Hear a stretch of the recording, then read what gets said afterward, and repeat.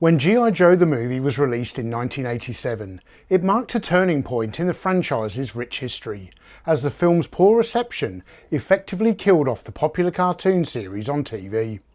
The movie is also quite divisive among the fandom, with many people loving it while just as many hate it. I can honestly say that 1987 is when this toy line that I adore went from being super cool and started to become quite lame quite quickly. In the years following the release of G.I. Joe the movie, the toy line got weirder and weirder, and I became less and less interested in the franchise. And while this shift in tone certainly started with the film, the movie does have some redeeming qualities, as it gave us some fantastic new action figures, along with a few strange ones. So join me as we take a look back at the new recruits of G.I. Joe the movie. Stay tuned. Come with me, toy fans. Sir, I've already ordered Beachhead to fast forward the training of our new recruits. The sooner they graduate, the sooner they can fight. One of the main plot threads in the 1987 film is the introduction of a squad of new recruits, who were put through their paces by Beachhead. These new Joes included Tunnel Rat, whose sculpt was based upon Larry Hama, the writer of the G.I. Joe Marvel comics. There was also Jinx, the female ninja, Chuckles, the Joe's new undercover agent, and Law and Order, a military police officer and canine team, with the human character's sculpt being based upon Kirk Bazigian, a Hasbro executive who was one of the driving forces behind G.I. Joe's return in 1982. Hot and hot! I want a stone cold righteous attention! In these scenes we are introduced to each character's skill set, with Tunnel Rat obviously specialising in close quarter infiltration and demolitions. This figure is being designed wearing a bandana, with camouflage paint worn on his face and arms. And he also wears a pair of cowboy boots, which is weird, but whatever. Over the years, Tunnel Rat has become a fan favourite action figure, and even though he is nicely sculpted, he also comes with some quite strange accessory choices. As his name implies, this character was inspired by the Tunnel Rats, who crawled into and cleared enemy bunkers and tunnels during the Vietnam War. It was extremely difficult to manoeuvre in the tight confines of these tunnel systems, so soldiers opted to carry little more than a flashlight and a pistol. Yet Tunnel Rat has been issued with a gigantic machine gun, which just wouldn't be practical for that type of work. This character has also been given one of the largest backpacks ever issued to a G.I. Joe figure, which doesn't make sense either, for the same reason you wouldn't take a goddamn M60 into a tunnel. I suspect that the reason this backpack is so large is because Hasbro's designers came up with the idea of having a pair of flashlights sit in ports located on the top, and if the backpack was tall enough and wide enough, it would look like the flashlights were projecting a beam of light over the figure's shoulders. These two flashlights can be removed from the backpack, but the handles are so big, it's a dicey proposition trying to fit them into his hand without the figure's thumb breaking off. Finally, we have his demolition satchel, and along with the two flashlights, these are the figure's best accessories. They could easily be used inside a tunnel system. I just wish that Hasbro had also given the figure a pistol for use on these types of operations. The MP and K9 team go by the call sign Law and Order, with the MP's codename being Law and the German Shepherd being named Order. Hey, Law and Order's a team, man. He finds the bombs, I drive the car. We tried the other way, but it didn't work. Law wears standard military attire from the waist down, with a colourful top half, consisting of a red t-shirt and a blue flak jacket. An MP armband is worn around the left bicep, and the figure comes with a removable white helmet that features a Tampo printed military police insignia. This is a very nicely sculpted accessory, which securely snaps in place when attached to the figure. In the weaponry department, Law carries both a nightstick and an Uzi submachine gun, and the final accessory included in this set is a PVC leash that can be worn around Order's neck. The German Shepherd is also well designed, and this toy was manufactured from a flexible plastic, and I appreciate this detail, as some of the earlier G.I. Joe animals, such as the wolf Timber, were produced in a harder plastic that made them susceptible to breakage, especially at the ankles. Law and Order is another fan favourite character, and in my opinion, one of the last truly great G.I. Joe action figures. Next time, Chuckles, use the rocket launcher. Chuckles is the G.I. Joe team's undercover agent, and Hasbro designer Ron Rudat has admitted that this character was heavily inspired by Magnum P.I., hence the addition of the Hawaiian shirt. Chuckles was quite underserved in the accessory department, being issued with only a pistol and shoulder holster, where I believe a travel bag of some sort would have been a cool addition for this figure. Chuckles has often borne the brunt of ridicule from the G.I. Joe fandom. Perhaps this is because the character's concept is a bit silly, or maybe it's because the action figure was given a gormless looking face sculpt. But most likely it's because of the way the character was depicted in G.I. Joe the movie. In the animated film, Chuckles has zero dialogue, and no mention is made of his occupation. He instead performs feats of physical strength, such as manually hurling a Havoc missile to destroy a HISS tank, then jump-starting a hot-wired Tomahawk helicopter by manually spinning the rotors, and taking out 3 dreadnoughts with a single punch as Flint and the recruits work to rescue a group of Joes imprisoned in Cobra La. It's a strange choice to have an undercover agent that doesn't speak, because one of their key skills should be their ability to talk their way out of difficult situations. Chuckles' file card even makes mention of him cracking jokes, with his natural likability being his greatest asset. Yet in G.I. Joe the movie, the character is more akin to a mindless brute like Conan the Barbarian, rather than the suave and intelligent Magnum P.I. As my blind ninja master used to say, the keenest eye is that which looks inward. Jinx is a female ninja dressed in an all-red costume, complete with red ninja mask, despite the fact that she appears in the movie either without a mask or wearing a blindfold. Jinx is equipped with a backpack that has been designed to carry a pair of ninja swords, and she is also armed with a naginata, which is a staff-type weapon with blades affixed at either end. A really nicely designed aspect of this figure was the choice to paint her fingernails red, which is in keeping with Jinx's costume aesthetic, whilst also highlighting her fierce femininity. In G.I. Joe the movie, Beachhead refers to these new recruits as the Rawhides, and there was one other character to appear in these scenes that never received an action figure back in the day. Man said he had some errands to do. Go to the Taylor Wallpaper's Foot Locker, weird stuff. Big Lob is a former top athlete who joins G.I. Joe as an infantry grenadier. Rumour has it that this character was never released as an action figure in 1987 because he was created for the movie after most of the toys had already gone into production.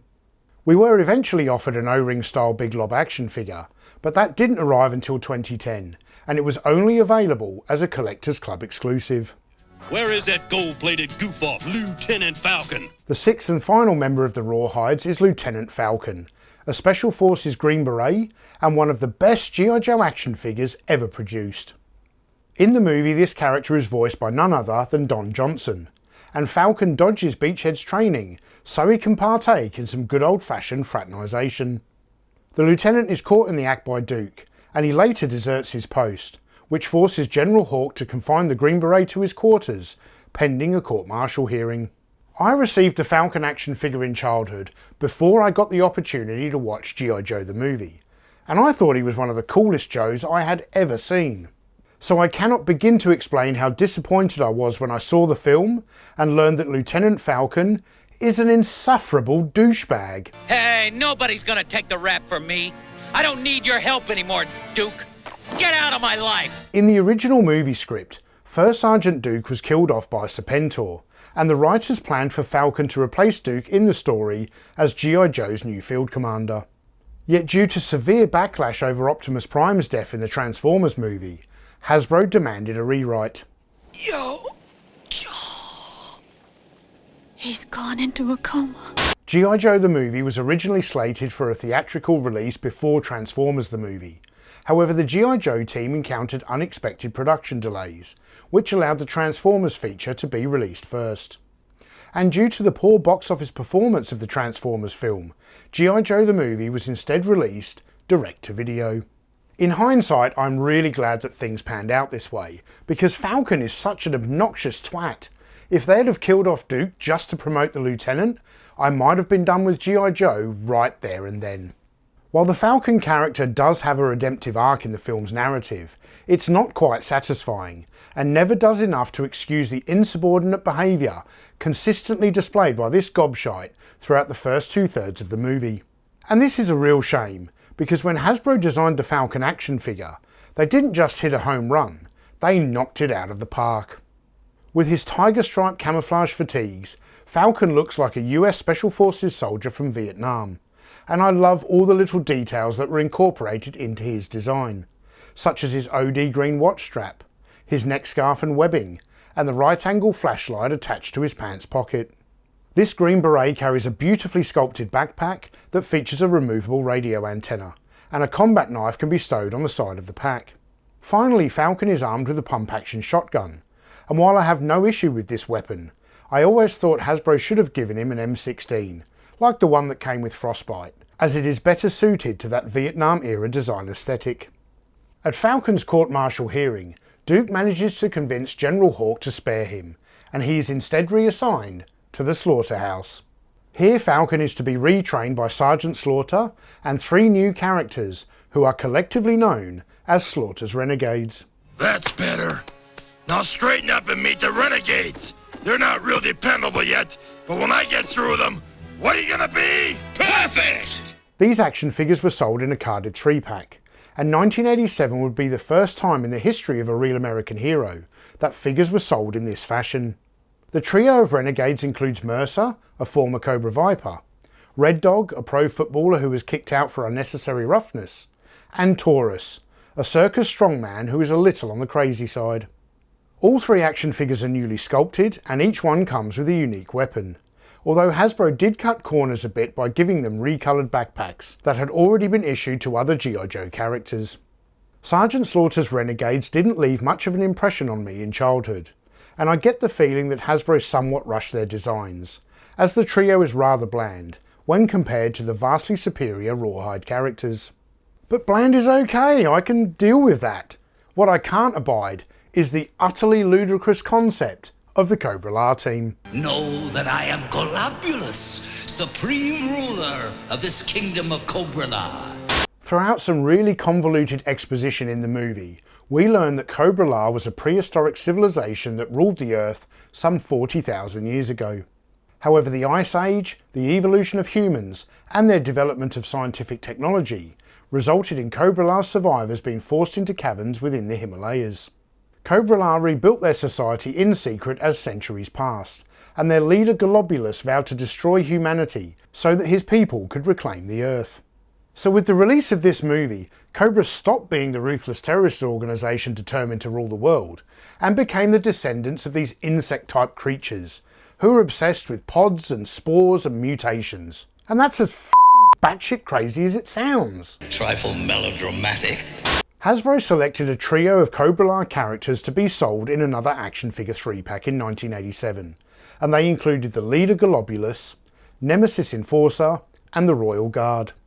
The action figure of the Royal Guard is the best in the set, even if his design is noticeably different to the way these characters were portrayed on screen. The Royal Guard comes with a pistol accessory and an enormous battle axe, along with a small antenna that plugs onto the side of his helmet. This is the most easily lost accessory in the entire 3-pack, but that isn't the most frustrating aspect of this action figure. In the movie, Cobra La has a literal army of hundreds of Royal Guards, making them the only new army builders to be released off the back of the film. Yet Hasbro made the boneheaded decision to sell this figure in a 3-pack with 2 other unique characters. Now, I don't really understand why anyone would want to army build the Royal Guard, but if you were so inclined, you would have to purchase multiple Nemesis Enforcers and Globulus action figures, and nobody needs more than one of each of those. Nemesis Enforcer comes included with a set of PVC wings, which plug into his back in the same way that backpacks attach to other G.I. Joe figures. He also comes with a set of green rubber tentacles that attach to the figure in the same way as the wings, but these are a very odd inclusion since the character is never seen using tentacles in the movie. Yet the most disappointing aspect of this action figure is that he stands at exactly the same height as other G.I. Joe figures, where the Nemesis Enforcer depicted in the movie towers over all of the other characters. You have to admit that both the Royal Guard and Nemesis Enforcer are really bizarre action figures, but Hasbro said hold my beer when they designed Globulus. Who is that guy anyway? That's what I'd like to know. I've seen him someplace before. Globulus is the genocidal ruler of Cobra La. Described as the last of the Serpent Kings, he appears as a large bald humanoid with a legless serpentine lower body, despite the fact that he spends most of the movie flying around on a giant glob of snot. When Hasbro created this action figure, they employed the standard G.I. Joe body construction on the upper torso, arms and head, whilst also developing an elongated, flexible, bendy wire lower body that just looked gross. With this design choice, the Globulus action figure joins the ranks of the E.T. Fingerlight and the Dune Sandworm from LJN as the most phallic looking toys to come out of the 1980s. Seriously! Globulus looks like something that was sold at the kind of store that children aren't allowed in. Making matters worse is the fact that whichever way you try to manipulate the lower body, you can never get Globulus to stand up straight, making for a genuinely weird action figure that is downright useless at playtime. When all is said and done, Globulus and the Cobra-La team remain a divisive element in the G.I. Joe mythology.